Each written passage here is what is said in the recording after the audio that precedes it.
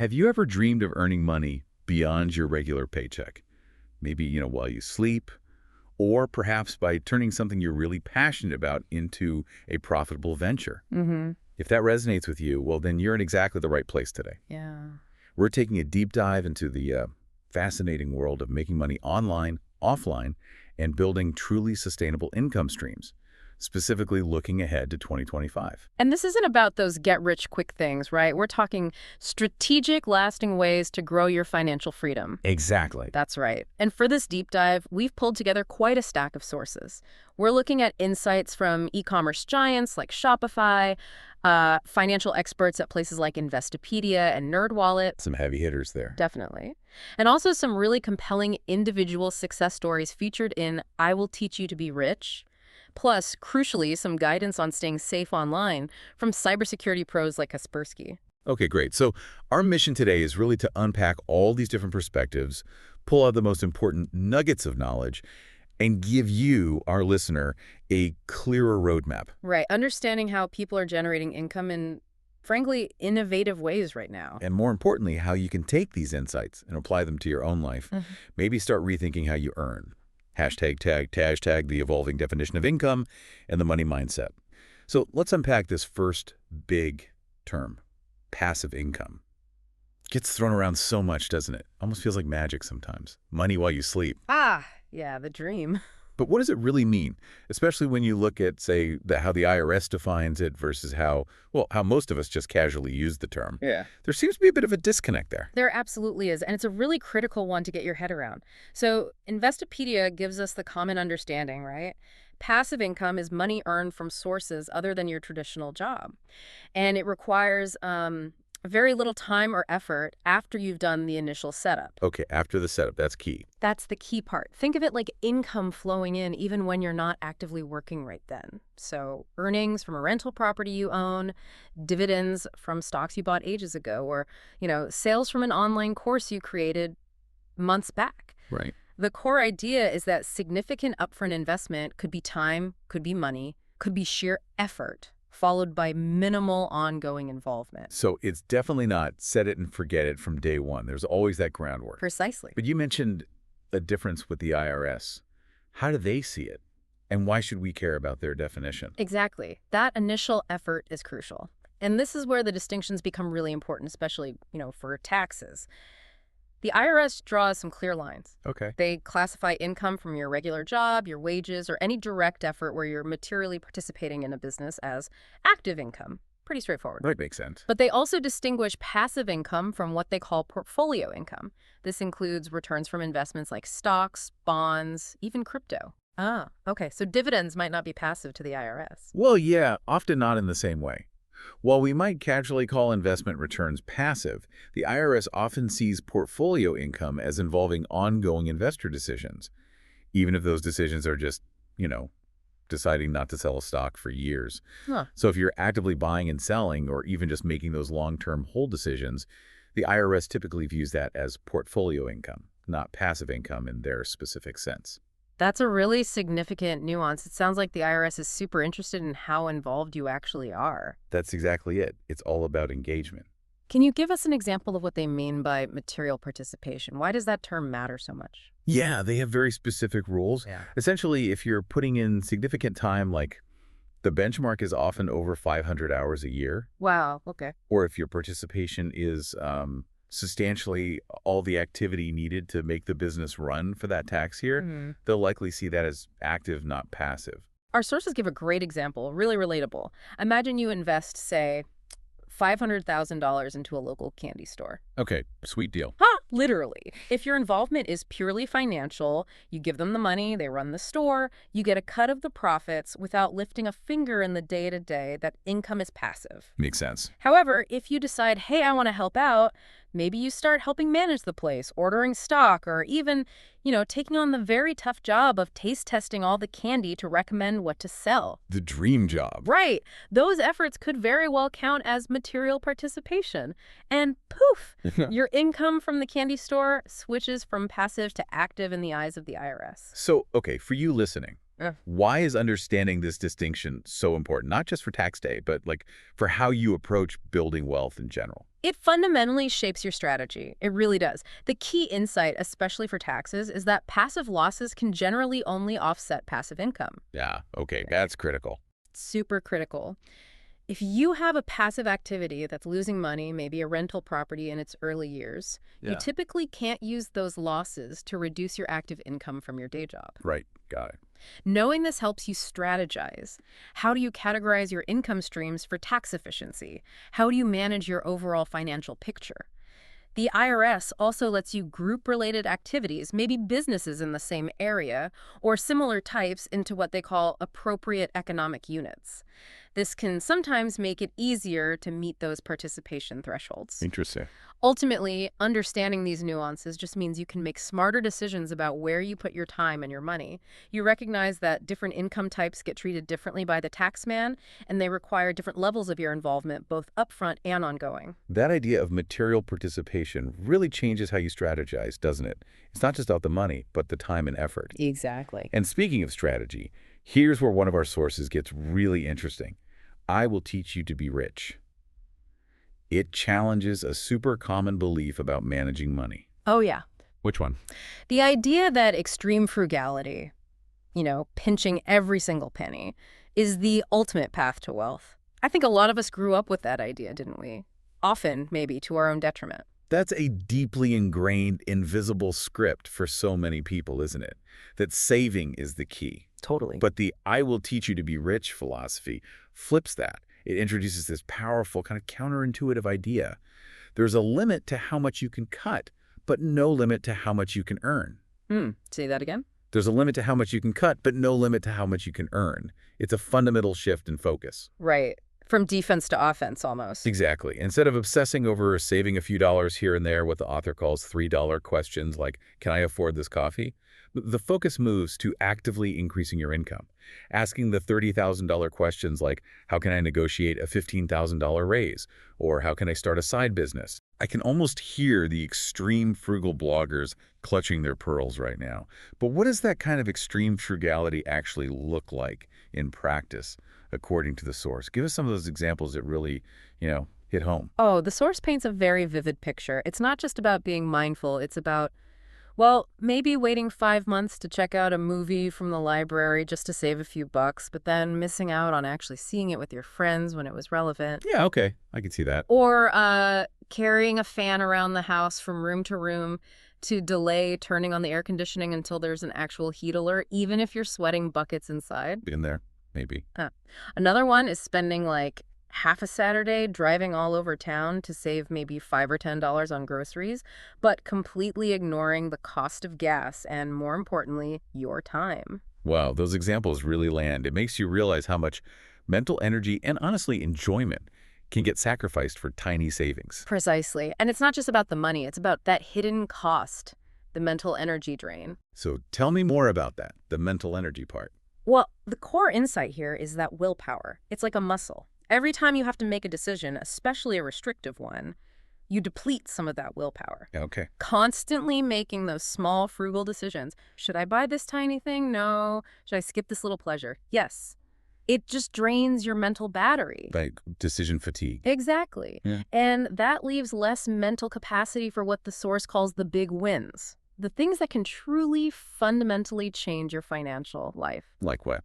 Like negotiating a massive raise, or finally launching that side business you've been dreaming about, or making major strategic investment decisions. When your willpower is shot from arguing with yourself over a latte, you're just less likely to tackle the big, impactful actions that yield transformative results. So it's not just the dollars saved, it's the opportunity cost of that depleted mental energy. That makes a lot of sense. What's the alternative vision then? What's this rich life idea actually about? The rich life vision, it's way bigger than just saving money. It's about having total control so you're not constantly saying no to things that excite you. Yeah. It actually advocates spending extravagantly on the things you truly love, what the author calls your money dials, while ruthlessly, mercilessly cutting costs on the things you don't care about. Interesting. So conscious spending, but amplified. Totally amplified. It's about being able to say, yes, I will double my travel budget this year. Or yes, I want to eat out at amazing restaurants twice a week. Or yes, I value convenience, so I'll pay for it. Maybe it's about giving generously to causes you believe in. Right. It's about freedom, new experiences, building meaningful relationships, giving back. Not just hoarding cash for some uncertain future when you're 80, hoping you'll finally get to enjoy it. It's about designing and living that fulfilling life now, and a key part of that is strategically increasing your earning potential to fund it. That mindset shift from pure scarcity to, like, intentional abundance is really empowering. So, okay, how do we apply that? How do we actually earn more? Let's turn to the huge world of online businesses, starting with e-commerce. Our Shopify source lists, well, a ton of ways to sell online. Yeah, it's a massive area. What are some of the most accessible starting points for someone looking to jump in without needing, a huge pile of cash up front? E-commerce definitely offers a fantastic range of opportunities. And yeah, some are way easier to start than others. One of the most accessible is probably print on demand. All right, tell me about that. It's super low risk, very low investment. Perfect if you're maybe an influencer, an artist, or even just have a brand idea and want to sell merchandise like t-shirts, mugs, posters, whatever. How does it work? You basically set up an online store, connect it to a print-on-demand app or service. You choose the products like a blank t-shirt, customize them with your original designs, set your price, and list them. The print-on-demand company only makes the product after someone orders it, and they handle the printing and shipping directly to the customer. So you never touch the inventory. Never. No boxes piling up in your garage. Nice. What else is accessible? Well, if you don't even want to design the products, there's drop shipping. This also requires minimal upfront cash and zero inventory management. Products ship directly from your suppliers to your customers. Okay. Similar but different products. Right. It's very popular for beginners. One of the founders we read about, Salim Agbator from Mad Rabbit, really emphasized how crucial it was to build a social media following and just be super resourceful when they started drop shipping with barely any cash. Makes sense. Resourcefulness is key. Totally. Then there's another really scalable option with minimal ongoing effort, selling digital products. Ah, okay. Like what? Think ebooks, downloadable templates, maybe music samples if you're a musician, or online courses. The beauty here is, once you create it, you can sell it an unlimited number of times without any additional production costs. Right, the marginal cost is basically zero. Exactly. So like a food blogger could write an ebook of their best recipes and sell it directly from their site. Boom, instant extra revenue stream. I definitely see the appeal of digital. No shipping, no inventory. But what if you do want to deal with physical goods, but maybe skip the whole product development headache? Good question. In that case, becoming a reseller or flipping retail products is probably one of the quickest ways to get started. Okay, like finding cool stuff and selling it online. Pretty much. It involves acquiring products, could be vintage finds, could be established brands you buy wholesale, could be curated items you source and then reselling them online, usually on platforms like eBay, Etsy, or your own site. So you skip the creation part. Yeah, you skip product development, but you do need to manage inventory and build relationships with suppliers. It's a different set of challenges. Gotcha. And for the crafty types. Oh, absolutely. If you're a maker or have a passion, creating and selling handmade or custom products is a fantastic path. We saw the example of Katie Carson from Royalty Soaps. She started as a teenager, literally hand-pouring these amazing cold-pressed soaps and documenting her whole process on YouTube. That's cool. Building an audience around the craft. Exactly. This approach gives you total control over the quality and the product itself. Plus, offering customization options can really attract customers looking for something unique and special. Okay, so it seems like it's not just about creating something from scratch. A lot of these models leverage existing platforms and services, right? Print-on-demand companies, dropship suppliers, online marketplaces. Definitely. You don't have to build everything yourself. So what's the secret sauce then? For making any of these e-commerce ventures actually work, there must be some underlying principles that apply whether you're selling soap or digital templates. You're absolutely right. There are fundamental strategies that Shopify really emphasizes. First off, thorough market research. You have to validate your product ideas and really understand who your potential customers are. Don't just assume people want what you're selling. Please don't. Then you need a solid competitive analysis. What makes you different? Why should someone buy from you? Right. After that, you really should write a business plan. Even a simple one acts as your roadmap. It helps you prioritize, figure out your finances, articulate your brand's mission. Okay, the boring but necessary stuff. Yeah, but crucial. From there, you develop a compelling brand story. This is what connects with people and sets your products apart. Then you actually set up your online store, make it look good, make it easy to use. A big practical step is choosing a shipping strategy that makes sense for your products and your customers. Logistics matter. Hugely. But maybe the most important common thread, the thing that differentiates success long term, it's experimentation with marketing and advertising. Okay. Tell me more. One CEO we read about, Stephen Light from Nola Mattress, put it perfectly. He said, experimentation is the best way to avoid falling into any assumptions about your audience that could end up hurting you rather than helping. Good quote. It means you have to continually test different online marketing tactics, maybe Facebook ads, maybe influencer marketing, maybe content marketing, SEO. And you need to actually invest in outreach and link building if you want that organic search traffic. It's all about continuous learning, looking at the data, and being willing to adapt. Fascinating. So it's not just the product, it's the whole strategy around reaching people and being ready to pivot based on what works. Okay, let's shift gears slightly. For those folks who are maybe natural storytellers or educators or just love sharing their voice, what are the best ways to turn content into actual cash in 2025? Content creation offers just incredible opportunities these days. Monetizing a blog is still a totally proven way to earn. Blogging's not dead. Not by a long shot. You can generate income through good old-fashioned ad revenue, through affiliate marketing where you recommend products and get a cut of the sales-sponsored posts from brands, or even direct sales of your own digital products like we just talked about. Okay. The key here, though, is consistency. You need a regular publishing schedule, genuinely engaging content that people want to read, and smart SEO strategies to get found on Google. Right. And you mentioned some Reddit insights. Yeah, some interesting tidbits from experienced bloggers. Yeah. One piece of advice was actually against using certain popular hosting services like Bluehost. Okay. Apparently, due to slowness and support issues, they generally recommended WordPress. Good practical tip. Another big one was emphasizing content quality over sheer quantity. Like, a really well-researched, in-depth post once a week is way better than 3 rushed, mediocre posts. Someone smartly asked, if I publish less often, could I make the post better? That's the mindset. Quality first. What about AI? Everyone's talking about AI writing content. Yes, the elephant in the room. The advice here was cautious. Google is actively penalizing what it calls unhelpful content that seems like it was solely written by AI just to rank. Okay. So use AI for brainstorming ideas, maybe creating outlines or even condensing information you've gathered, but it should not be a replacement for original writing, your unique voice and style, or especially thorough fact-checking. You still need the human element. Makes sense. Use it as a tool, not a crutch. What about beyond blogging? Video seems huge. Oh, absolutely. Monetizing a YouTube channel is massive. We saw examples like Cassie Ho, Blogulates, and Katie Carson, Royalty Soaks, who built really authentic, engaged audiences before they even focused heavily on I monetization. build the community first. Exactly. Then the revenue can come from ad revenue. You need to join the YouTube Partner Program, which has benchmarks like 1,000 subscribers, but also from brand partnerships and affiliate links and video descriptions. And live streaming.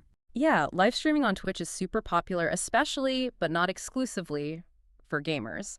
Streamers earn money when viewers give them bits, basically virtual cheers they buy, also through monthly subscriptions from fans, and they get a share of ad revenue once they qualify for affiliate or partner status. Consistency is key there, too. Streaming regularly keeps your audience engaged. Okay. And what about audio? We're doing podcasts right now.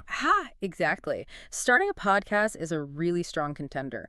The audience is huge, predicted to be over 584 million listeners globally in 2025. Wow. Monetization typically comes through sponsorships where brands pay to have ads read out, or by joining podcast advertising networks that insert ads automatically. Success really depends on having a compelling voice, an engaging conversation style like ours, hopefully, Oh, cool. a unique perspective, and building a consistent audience with a decent back catalog of episodes. Got it. What about visual assets like photos or music? Yep, opportunities there too. If you're a photographer, selling photos online lets you earn royalties. You upload your images to stock photo websites like Shutterstock or Adobe Stock and get paid when people license them. Direct relationships with buyers might be more profitable, though. Okay. And for musicians, licensing your music is the way to go. You earn fees when your tracks get used in films, commercials, video games, other media. Platforms like Audio Jungle can help, or you can do direct licensing deals. One thing to note, though, with AI music generation getting better, finding a unique niche or style that isn't easily replicated by AI is probably becoming more important for long-term success. That's a really good point. So across all these content platforms, blogs, YouTube, podcasts, it really seems like building that engaged audience is the absolute cornerstone. It really is. So how do you even start that journey? If you're starting from zero, it can feel pretty daunting, right? Like shouting into the void. It can feel that way for sure. But the sources suggest starting strategically. First, build your following on the platforms that naturally fit your content style. If you're highly visual, lean into YouTube, Pinterest, TikTok, Instagram. If you're more text-based, maybe focus on a blog and Twitter X. Go where your people are. Exactly. Once you start getting some traction, you can connect with relevant brands using platforms like Shopify Collabs, which is designed for that. But the most important thing, just consistently post fresh, quality content. Seriously, consistency is king. On platforms like TikTok, you might even post multiple times a day because the algorithm rewards it. The goal is just to build that regular presence and keep providing value to your specific niche. That makes sense. Consistency and value. Hmm? Okay, so beyond selling products, physical or digital, and creating content, how can people leverage their actual skills and expertise directly online? It seems like there's a clear path for monetizing what you know without necessarily building a product first. There absolutely is, and it can be highly profitable. One straightforward way is directly selling services or consultancy. Like what kind of services? Pretty much anything you're an expert in. Could be online personal shopping, home decor consulting, one-on-one personal training or coaching, business consulting. If you already have the skills, the main hurdle is just setting up the infrastructure. Maybe a booking app on your website, a way to take payments, and then showcasing testimonials from happy clients to build trust. Right. Proof that you deliver results. Exactly. Another service that's always in demand is offering transcription services. Turning audio into text. Yep. Transcribers convert spoken content interviews, meetings, medical dictations into written documents. It's crucial for journalists, doctors, lawyers, podcasters. Uh-huh. Yes. Yeah. It requires pretty quick typing skills and excellent listening comprehension. Platforms like Rev or TranscribeMe are big players here, connecting transcribers with clients. It offers really flexible work-from-home opportunities, often with no minimum hours required. Okay, interesting. What about social media skills? Definitely monetizable. If you're naturally good at spotting trends, creating engaging posts, and understanding different platforms, you could become a social media consultant. This involves helping brands develop their social media strategies and grow their online presence. You'd typically need to build your own successful social following first and put together a portfolio showing your results. Makes sense. Practice what you preach. Right. Now, if you have a deeper body of knowledge you want to share more broadly, creating online courses and workshops is a great option. This lets you package your expertise into a digital product that can generate that lovely passive income we talked about earlier. More scalable than one-on-one consulting. Much more scalable. Yeah. It does require a significant upfront investment in creating the content videos, worksheets, etc., but then you can sell it over and over again. It's ideal for educators, obviously, but also for experts who have achieved something specific. People want to learn, like an ultramarathoner sharing training plans or a successful illustrator teaching their techniques. How do you market a course like that? Building an audience first is key, maybe by offering free content samples like mini webinars or blog posts, and considering live elements like Q&A sessions for course participants can really increase the perceived value. Good tips. What about tutoring? Becoming an online tutor offers a really steady income stream if you have subject mastery. Whether it's standard school subjects like biology or math, languages, test prep, or even specialized fields. Platforms like TutorMe, Fiverr, and Preplay connect tutors with students globally. And can it pay well? Surprisingly well in some cases. Our sources showed data from Prepply where top tutors in fields like business, corporate finance, or sales were commanding $55 an hour. Law tutors around $47 an hour. Even programming languages like JavaScript could fetch $45 an hour. And get this, even a niche language like Latin was listed at $37.50 an hour. Wow, $55 an hour for business tutoring. That's serious income. It really is. And what's particularly interesting is that on platforms like Prepply, formal teaching qualifications often aren't required. What really matters is demonstrating mastery of the subject you want to teach. That opens it up to a lot more people. It does. Finally, a couple more options. For the technically inclined, creating an app or AI-backed tools and apps. Developing mobile apps or AI-driven tools that solve a specific problem can generate revenue through sales, in-app purchases, or subscriptions. High demand, high scalability. That's But right. high development costs, intense competition, and the need for constant updates and maintenance. It's not for the faint of heart. God. And for writers. Writing and selling books or ebooks is still a viable path. Whether you're a journalist, a subject matter expert, or a storyteller, you can monetize your knowledge or narratives. Self-publishing platforms like Amazon's Kindle Direct Publishing make it relatively easy to get started and can offer royalties up to 70%. Plus, you can often repurpose existing content, like blog posts, to speed up the book creation process. Hashtag tagged leveraging assets and investments for income. Okay, shifting gears a bit now, moving into more asset-heavy approaches. What about real estate and this whole sharing economy thing? It seems like it's exploded way beyond just being an Airbnb host. Our sources point to some really unique, almost niche options here for making your existing assets work for you. Absolutely. The sharing economy has gotten incredibly creative. Of course, the classic renting all or part of your property as an Airbnb host is still a totally solid option, especially short-term rentals if you're in a tourist area can be very profitable. A standard model. But here's a cool little tip our sources mentioned to boost earnings from that. Place QR codes around your rental that link to affiliate listings for items guests seem to enjoy during their stay. Like what? Maybe those super comfy throw pillows on the couch or that fancy hand soap in the bathroom. If a guest likes it, they scan the code, buy it through your link, and you get a small commission. It's an extra income stream from stuff you already have in the rental. That's clever. Using the rental itself as a showroom. Exactly. But if you want to get even more sophisticated, or maybe don't want strangers sleeping in your house, consider premium space sharing. Okay, what's that? This is where homeowners monetize specialized, often underutilized, spaces within their homes for specific needs. Think about a climate-controlled basement perfect for wine storage. That could bring in $200 to $500 a month. Wow, just for basement space. If it's the right kind of space, or maybe you have extra garage space suitable for storing a classic car. That could fetch $150 to $400 a month.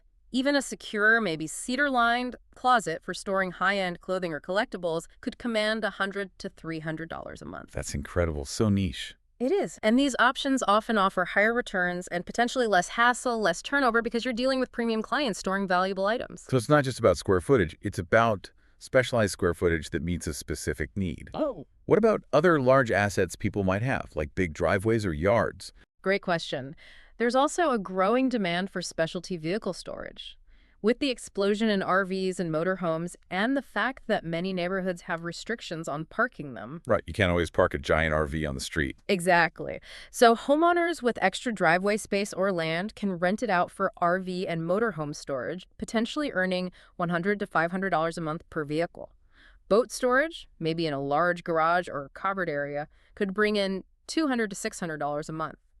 And secure, maybe climate-controlled storage for classic or luxury cars can generate a significant $300 to $1,000 a month. $1,000 a month for car storage. For the right kind of storage, for the right kind of car, absolutely. Offering climate control, enhanced security features that all commands premium rates for these valuable vehicles. Okay, my mind is officially blown by the storage potential. What about land itself? For landowners, especially those with larger plots, there's a really interesting long-term, stable, passive income opportunity.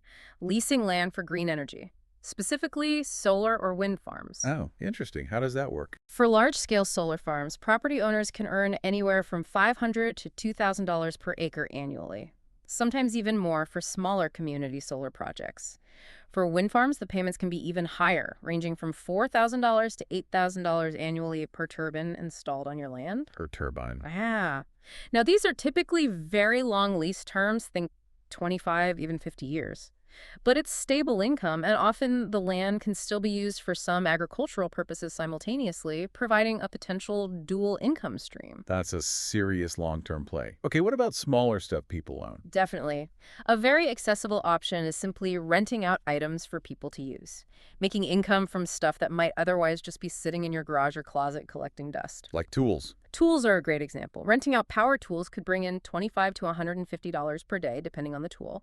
Could be specialized equipment, camping gear, or even your car. Platforms like Getaround or Turo let you rent out your personal vehicle when you're not using it, potentially earning $40 to $100 per day. Renting out your car.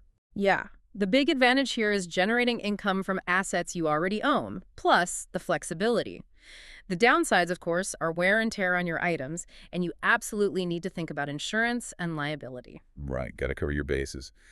But wow, what's fascinating here is just how many existing assets, things you might already have, can be leveraged for income. even ones we wouldn't normally think of, like closet space. Yeah. It really expands the definition of what's monetizable. It really does. It shifts thinking from just getting a second job to literally making your stuff work for you. Okay, so that's making physical assets work. But what about making our capital work for us through more traditional financial investments? What do our sources suggest there for generating income streams? Right. Shifting to the financial side, several avenues offer potential income streams. First up, real estate investment trusts, or REITs, R-E-I-T-S. Okay, what are those? Think of them like mutual funds, but for real estate. They allow you to buy shares in a company or fund that owns, operates, or finances income-producing real estate, like shopping malls, apartment buildings, office towers. So you get exposure to the real estate market without actually having to buy or manage a property yourself. Less hassle than being a landlord. Way less hassle. And a key feature is that REITs are legally required to distribute at least 90% of their taxable income to shareholders as dividends. Ah, so direct income potential. Exactly. Those dividend yields can range typically from 1% to 10% annually, sometimes more. Plus, you have the potential for the value of the REIT shares themselves to go up capital appreciation. They've actually been performing pretty well lately after a couple of tough years. Okay, interesting. What else in the traditional space? Another classic option is bonds and bond funds. These are generally seen as popular investment vehicles known for offering a more predictable income stream and typically carrying lower risk compared to stocks. Right, the safer bet, relatively speaking. Generally, yes. You've got government bonds, usually safer, but lower yields, and corporate bonds issued by companies, which can offer higher returns but come with increased risk of the company defaulting. Bond funds just bundle a bunch of different bonds together, giving you diversification and usually providing a steady stream of interest payments. So good for stability and income, maybe less for huge growth. That's the typical trade-off, yeah. No. While they offer predictability and help preserve capital, they usually have lower potential returns than stocks and are sensitive to changes in interest rates. Makes sense. Okay, what about stocks that do offer income, not just growth? Right, that would be dividend-paying stocks. These are shares in companies that regularly distribute a portion of their earnings back to shareholders as dividends. So you get paid just for holding the stock. Pretty much. It provides a steady income stream. Typical yields might be in the 2% to 7% range annually, in addition to the potential for the stock price itself to go up, capital appreciation. Can you invest in these easily? Yeah, absolutely. Investors can even use exchange-traded funds, ETFs, designed specifically for this. Like there's one called the ProShares Dividend Aristocrats ETF, which only invests in companies that have consistently increased their dividends for 25 years or more. Wow, okay. Track record matters. Big time. Of course, like all stocks, they're still subject to market ups and downs, and those dividend payments aren't absolutely guaranteed. Companies can cut them if times get tough. Right, always risk involved. Anything newer or less traditional? Well, for those open to a slightly different model, there's peer-to-peer lending, or P2P lending. Lending money directly to other people. Essentially, yes, facilitated through online platforms like Lending Club. Individuals like you can lend money to other individuals or small businesses, and you earn interest on those loans. What kind of returns are possible? Our sources indicated potential annual returns in the range of 4% to 12%, which, can be significantly higher than what you'd get from a traditional savings account these days. It also offers diversification because you can spread your investment across many small loans to different borrowers. That's a thick edge. The main risk is borrower default, people not paying back their loans. And your money can be tied up for the term of the loan. So higher potential return, but definitely higher risk than, say, a government bond. Got it. And what about just basic index funds? People talk about those all the time for long-term growth. Do they fit the income picture? They can, yeah. Index funds are incredibly popular, and for good reason. They offer broad market exposure and instant diversification by simply tracking a specific market index, like the S&P 500. Set it and forget it, investing almost. Kind of. They typically have very low costs and fees, and they're relatively simple for investors to understand and buy. While their primary appeal is often long-term growth, the S&P 500 was up about 26% in 2023, which is huge, though it was down about 18% the year before. Right. But many index funds, especially those tracking broad market indexes, also hold dividend-paying stocks, so they do generate some income through dividends as well, alongside that potential for capital gains. Okay, so a mix of growth and some income. Now, if we sort of tie all these investment options together, It really highlights that point made by Investopedia's expert Margarita Chang, doesn't it? About Yeah. balancing risk, time horizon, cash flow needs. Absolutely. It perfectly underscores her point. There's no single best passive income source that works for everyone. Right. Margarita Chang really reiterates that the ideal strategy depends heavily on your individual circumstances. You have to consider, what are your cash flow needs right now? How long are you willing to wait to see returns? What's your personal comfort level with Yeah, risks? it's a personal equation. Totally. She advises being positive and optimistic while being pragmatic. Learn from your successes, sure, but also stay mindful of the initial costs and time involved in any passive income venture. Make sure you have enough liquidity, enough cash on hand before you expect to see positive cash flow coming back in.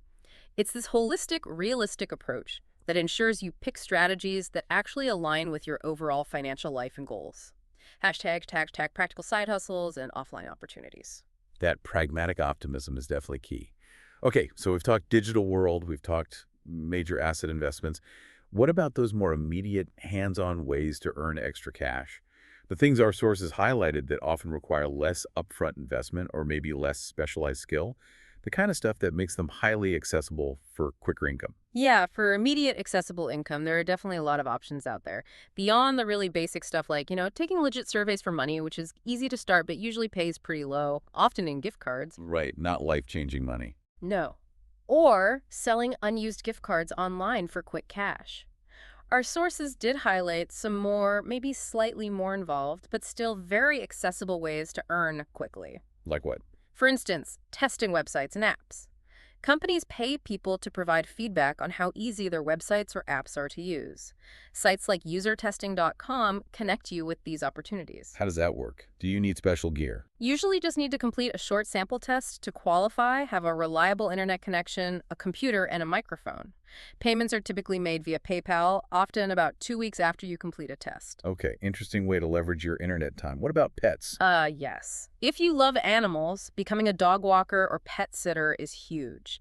Apps like Wag and Rover make it easy to find gigs for on-demand dog walking or even overnight pet boarding in your home. Can you actually make decent money doing that? Some Redditors reported earning over $300 a month, even more, once they built up regular clientele. But, success really varies depending on your location and the local demand. Big city, probably better than a small town. Makes sense. So leveraging platforms, again, to connect with existing needs. What about for a wider variety of just general tasks? Or maybe some more unique physical things people can do? For a super wide variety of tasks, signing up for TaskRabbit is a popular one. It connects people who need help with local tasks. Anything from moving furniture, cleaning houses, making deliveries, handyman services, even virtual tasks like data entry sometimes. So like odd jobs on demand. Pretty much. It offers a lot of flexibility and can be a good source of supplemental income. Just be aware there's usually a small approval fee, like $25 to become a tasker. Okay. And the really common one these days, driving. Oh yeah, driving for rideshare or delivery services is massive. Platforms like Uber, Lyft for rides, or Instacart, Uber Eats, DoorDash for food grocery delivery, or even Amazon Flex for packages. You get paid per delivery or ride, plus you can earn tips. But you got to factor in costs, right? Gas, wear and tear. Absolutely crucial. Factor in gas, insurance, maintenance costs on your car. It's not pure profit. Though interestingly, some services, especially in dense cities, even allow you to do deliveries by bike or scooter, which cuts down on those costs. Good point. What else is a low barrier? Becoming a house sitter is another one. Offer to watch someone's home while they're away, maybe feed their pets, water their plants. You can start by tapping into your personal network, friends, family, neighbors, or use sites like housesitter.com to find gigs. Payment is usually just arranged directly and paid at the end of the house sitting period. Okay. And mystery shopping. Is that still a thing? Apparently so. Becoming a mystery shopper involves businesses hiring you to pose as a regular customer and report back on your experience, customer service, cleanliness, etc. You can apply through legitimate companies like IntelliShop or Bestmark. The big caveat here is to be really careful about scams. Do thorough research on the company before signing up for anything. Yeah, definitely sounds like an area ripe for scams. It can be. Now, for a more tangible sort of mini business side hustle, consider buying a vending machine. Really? Like a Coke machine. Could be drinks, could be snacks, could be something niche. Once you buy the machine and get permission to place it in a high-traffic area, think malls, office buildings, schools, laundromats, it can provide a pretty passive income stream. Startup costs can be relatively low, and the daily time investment is minimal once it's set up and stocked. Income obviously depends heavily on the location and what products you sell. Huh. A tangible asset generating cash. Exactly. And speaking of assets, one more really low-effort option uses an asset most people already have, their car. You can advertise on your car. Like get your car wrapped in an ad. Precisely. Services like Rapify or Carvertise connect drivers with businesses looking for mobile advertising. They wrap your car, usually covering the cost of the wrap itself, and you earn money, typically $100 to $400 per month, just for driving your normal daily routes. Minimal extra effort required. That's surprisingly simple.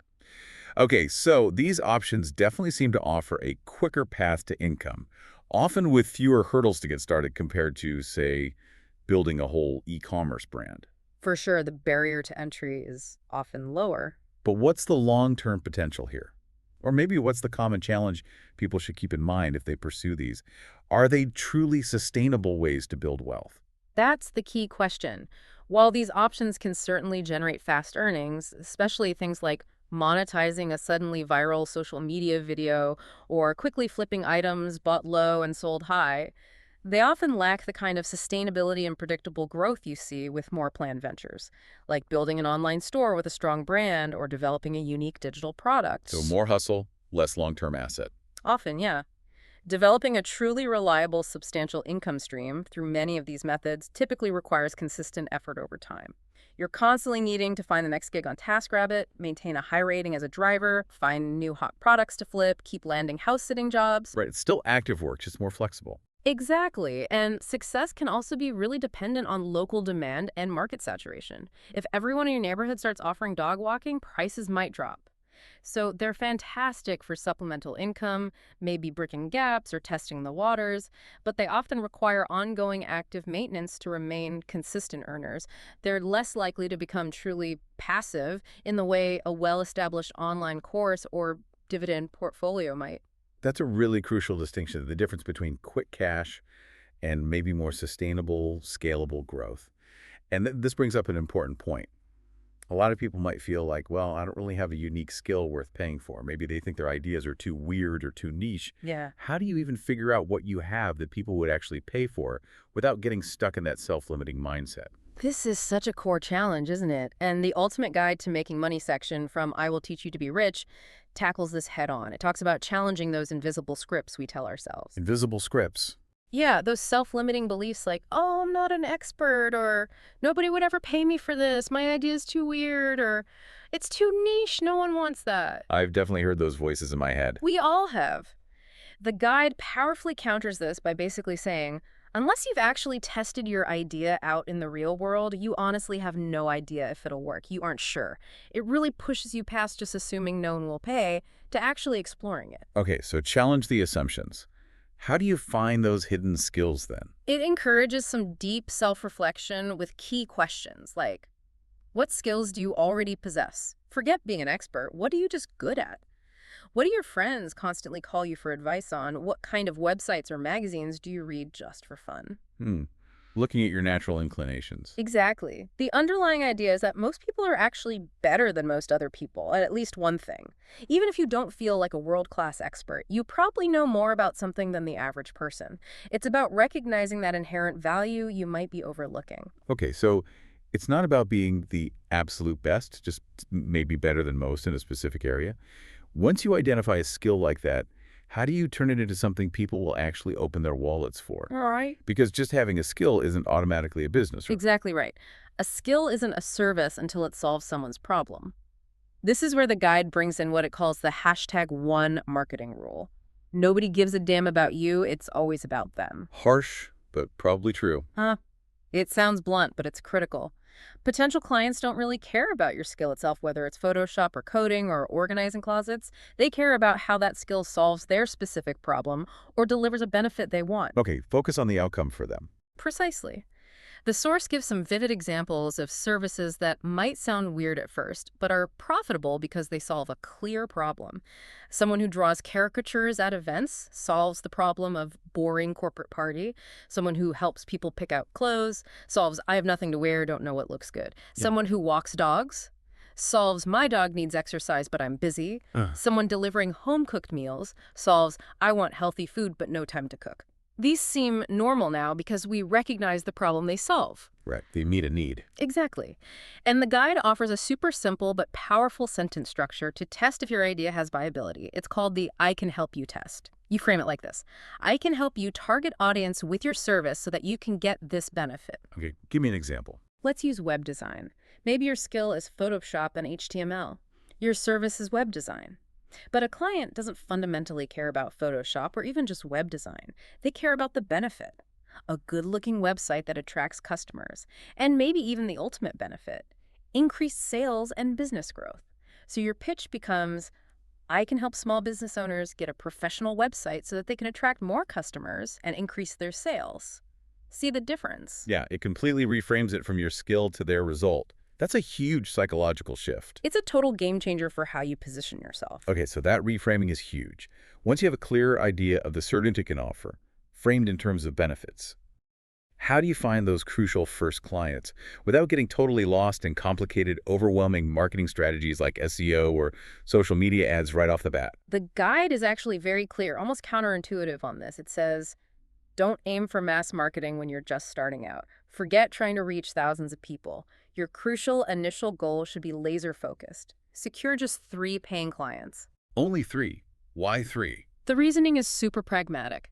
The first client, maybe it was a fluke, maybe luck. The second could be coincidence. But once you get 3 unrelated people to actually pay you for your service, you've proven viability. You've shown that real people in the market value what you offer enough to pay for it. Okay, proof of concept. Exactly. And then you have a solid basis for testing your pricing, refining your service options, getting testimonials, before you even think about scaling up with complex marketing. Makes sense. Start small, prove it works. What's the biggest mistake people make when trying to find those first clients? A major mistake, according to the source, is being too generic. Offering general writing services or fitness training for anyone or business consulting. You end up competing with everyone and sounding like no one's special. Right, you blend in. Totally. Instead, the strategy is crucial.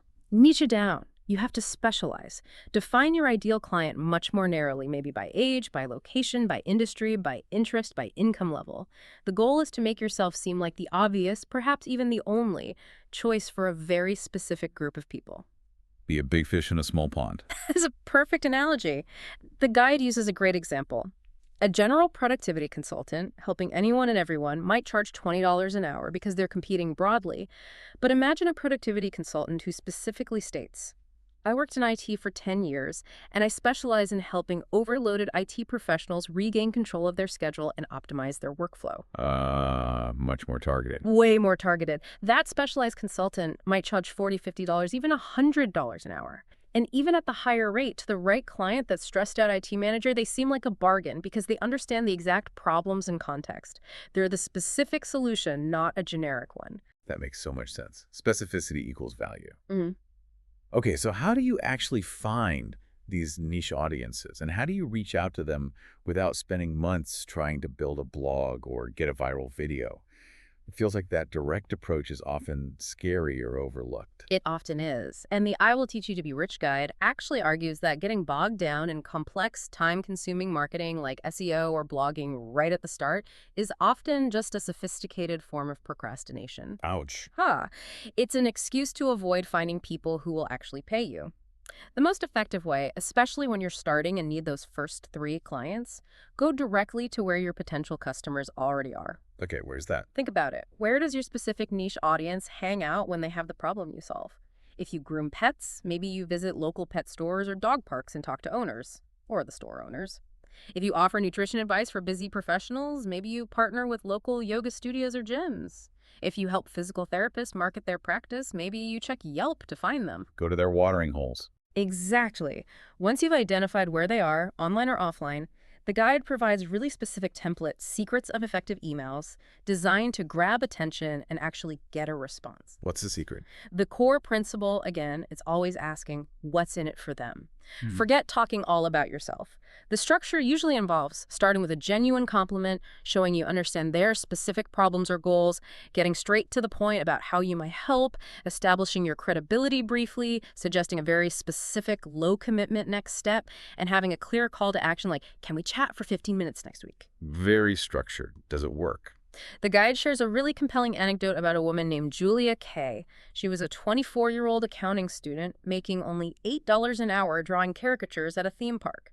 Pretty low pay for her skill. After learning these techniques, repositioning herself not just as an artist, but as an entertainer for high-value events like trade shows, and using these direct outreach email scripts, her results were dramatic. She sent just 4 targeted emails, got her first response, which led to a $200 gig for just 2 hours of work. She then rapidly increased her rates, sometimes charging as much as $250 an hour. In 1 month, she made $4,000 on the side, completely smashing her initial goal of just making an extra $1,000 a month. Wow. From $8 an hour to $250 an hour, just by changing your positioning and using direct outreach. Exactly. It shows the incredible power of finding the right niche and using a targeted, benefit-driven approach instead of just waiting for clients to find you. That's an incredible transformation. Okay, this direct approach sounds powerful. Now, there's another technique mentioned that sounds intriguing, the briefcase technique. This sounds like a game changer for anyone looking to increase their income, whether that's getting a raise at a job or landing higher-paying freelance clients. What exactly is the briefcase technique, and why is it supposedly so powerful? The briefcase technique is definitely presented as a more advanced negotiation strategy, but the core idea is surprisingly simple.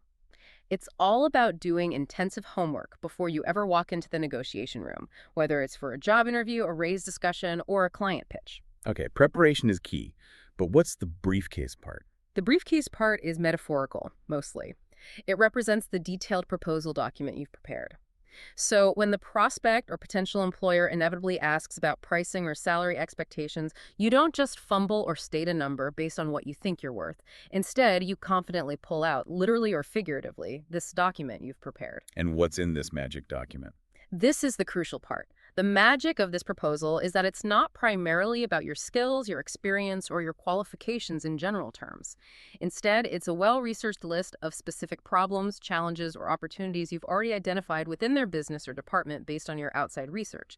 And then, critically, it details specific, actionable solutions or strategies why you could provide to address those exact issues. So you're showing up having already diagnosed their problems and offering the cure. Precisely. It instantly differentiates you from probably 99% of other applicants or competitors who just talk about themselves. Because you've demonstrated this deep understanding of their unique situation and undeniable value before the conversation even fully shifts to compensation, the source claims you can then command fees or a salary multiple times what other people do.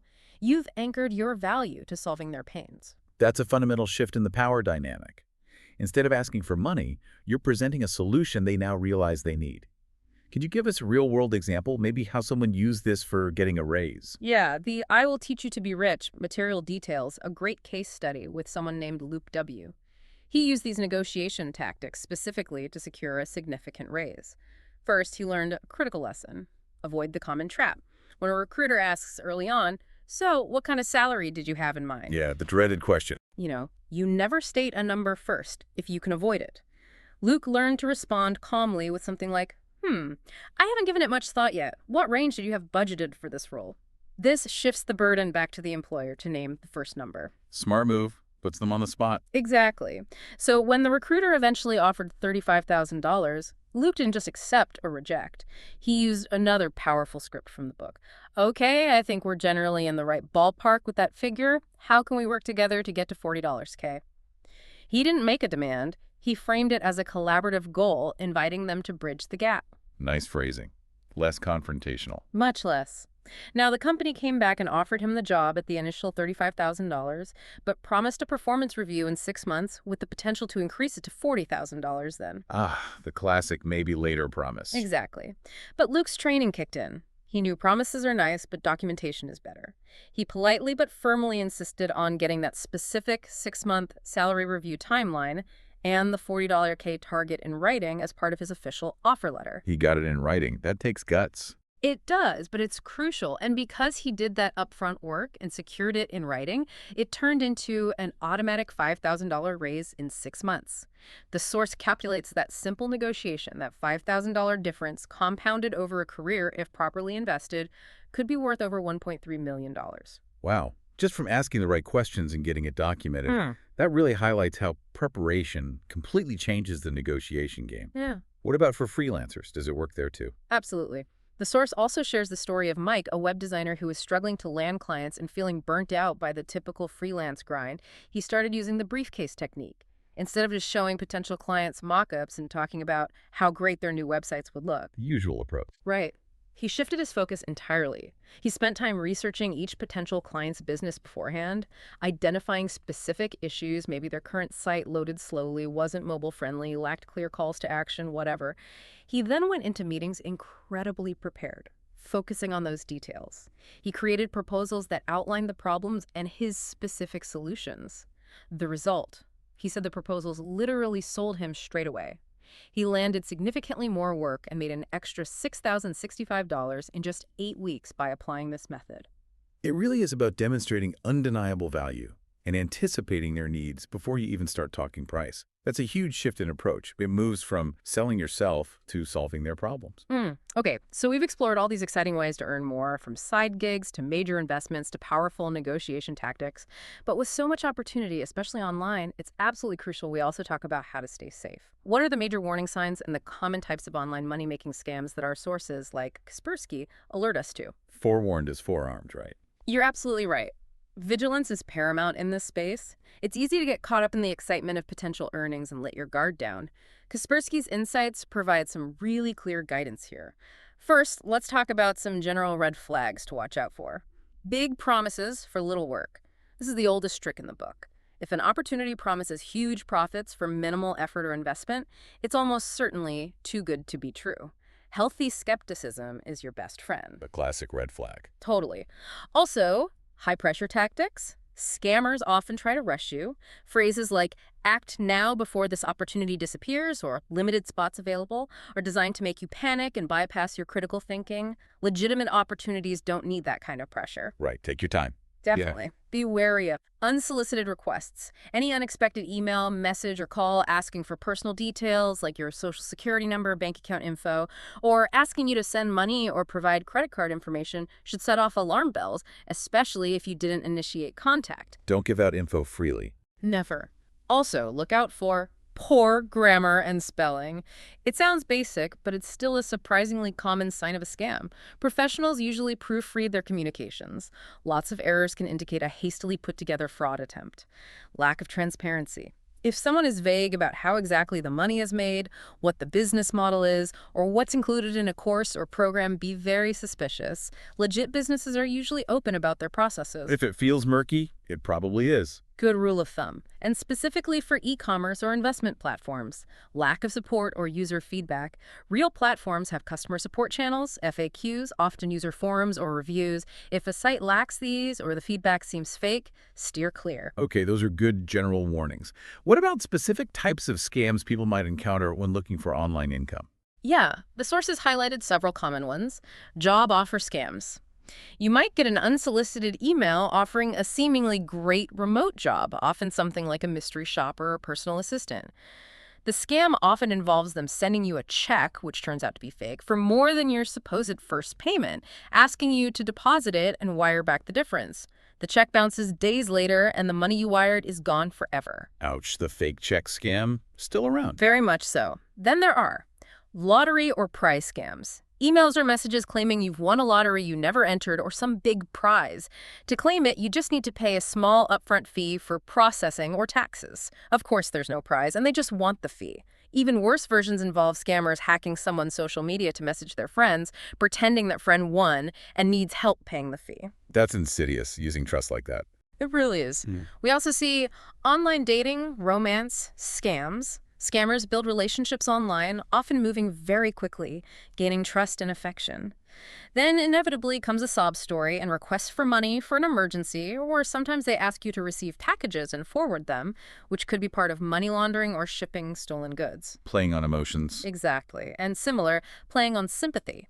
Charity fraud scams. These pop up especially after natural disasters or tragedies. Scammers set up fake donation websites or make direct appeals, collecting money that never actually reaches the intended victims.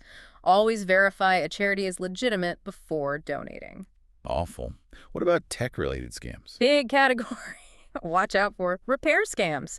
You get an unsolicited phone call, often claiming to be from Microsoft or another big tech company, saying they've detected a virus or problem on your PC. They'll try to persuade you to grant them remote access to your computer to fix it. Once they're in, they install malware, steal your data, or lock your files and demand ransom. Never grant remote access to unsolicited callers. Absolutely never. Also be wary of social media scams. These are everywhere. Could be tempting quizzes that are really just harvesting your personal data to sell. Could be fake friend requests from scammers who then send you phishing links. Could be malicious apps disguised as games or utilities. And always be cautious of shortened URLs like bit.ly links. On social media, they can hide malicious destinations. So much to watch for there. And online shopping. Yep, online shopping scams are common too. Scammers create fake retailer websites, often stealing logos and designs from legitimate stores. They lure you in with impossibly low prices on popular items. The catch. They often insist on immediate payment via untraceable methods like wire transfers, gift cards, or crypto. Then, either the item never arrives or it's a cheap counterfeit and the fake store vanishes. Wow, that list covers a lot of ground. It really sounds like constant vigilance is the absolute first line of defense. It truly is. So, boiling it all down, what are the most practical, actionable tips we can give our listener right now to protect themselves as they navigate these potential income opportunities online? What's the shield they need? Okay, let's get practical. Here are the key shields. Verify identity and payment methods. First and foremost, never send money or provide sensitive personal details, bank account, credit card, SSN, to anyone you don't personally know and trust, especially if they contacted you out of the blue. When paying online, stick to secure, familiar payment methods like credit cards, which offer fraud protection, or established platforms like PayPal. And critically, never ever agree to receive money and transfer it somewhere else for someone, or receive packages and forward them. This is a classic money mule tactic, often linked to serious crime, and you could be held liable. Okay, that money mule part is scary. Don't be an unwitting accomplice. Exactly. Next, beware of phishing. Be incredibly skeptical of unsolicited emails, texts, or social media messages, especially if they contain links or attachments. Don't click or open them unless you are 100% certain of the sender and the context. Remember, legitimate companies will almost never ask you to provide passwords or full financial details via email or text. When in doubt, don't click. Go directly to the company's website yourself. Perfect advice. Also, remote access caution. Reiterate this one. If someone calls you unexpectedly claiming to be from Microsoft, Apple, your bank, whoever, and says they need remote access to your computer to fix a problem you didn't report, hang up immediately. It's a scam. If you're unsure, call the company back using a phone number you find on their official website, not one the caller gives you. Trust your gut, hang up. Yep. And basic device security. Secure your devices. Use strong, unique passwords or passphrases for all your online accounts and devices. Enable multi-factor authentication wherever possible. Keep your operating system, browser, and apps updated with the latest security patches. Protect your home Wi-Fi network with a strong password. And avoid using public computers or unsecured public Wi-Fi hotspots for any sensitive transactions like online banking or shopping. The basic digital hygiene stuff. It makes a huge difference. Also, strong, unique passwords are key. Don't reuse passwords across multiple sites. Use a combination of upper lowercase letters, numbers, and symbols. Consider using a reputable password manager to generate and store complex passwords securely. Password managers are lifesavers. They really are. And psychologically, resist pressure. Remember, legitimate businesses and opportunities allow you time to think, research, and make informed decisions. Anyone pressuring you to act immediately, pay up front quickly, or disclose sensitive information right now is waving a giant red flag. Just walk away. Don't let urgency override judgment. Exactly. And that classic adage, too good to be true. If a deal, discount, job offer, investment return, or prize seems wildly unrealistic or implausible, it probably is. Trust that instinct. Exercise extreme caution. Listen to that little voice. Always. And when evaluating websites, website verification.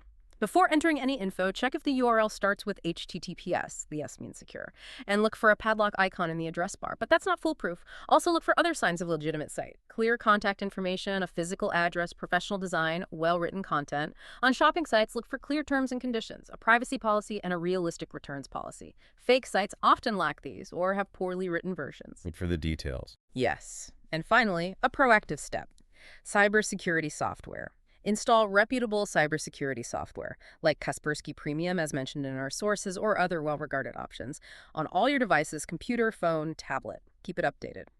This software acts as your frontline defense, helping to detect and block malware, viruses, phishing attempts, and hackers before they can do damage.